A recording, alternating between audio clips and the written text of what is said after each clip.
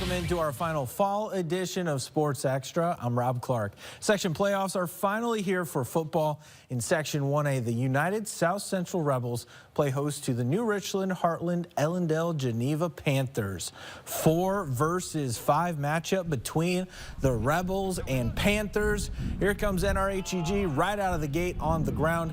Gavin Lewison just fights through the arm tackles and picks up a huge gain. If it ain't broke, don't fix it. A little misdirection. Lewison takes this into the end zone as NRHEG takes the early lead. USC answers full backfield. Colt Bollerman pushes his way across the goal line for the score.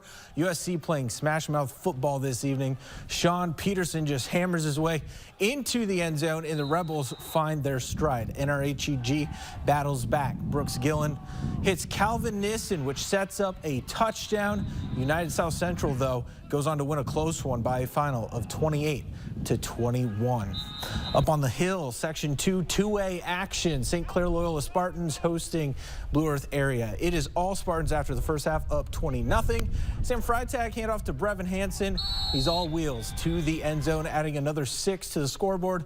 Looking for an extra 2. Freitag finds Ashton Wilmus. St. Clair Loyola now up 28-0. Blue Earth area with a chance on offense. Traven Zerke to Tristan Tunglin, who gets a yard before he's entangled by Blue.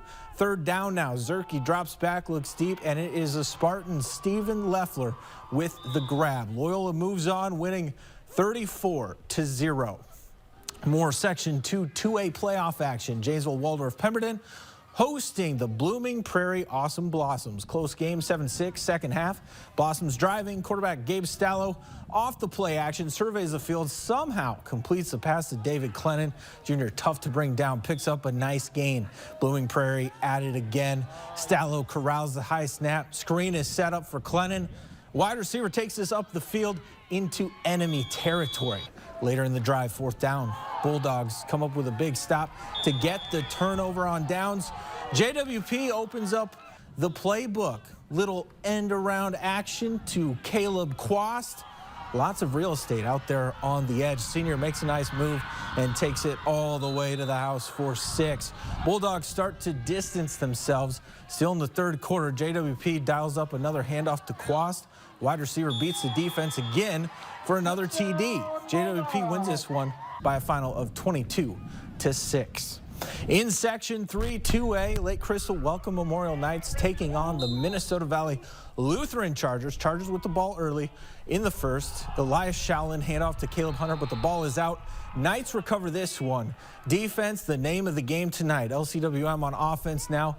Knights meet a wall of Chargers on fourth down. Ball is back in the hands of MVL.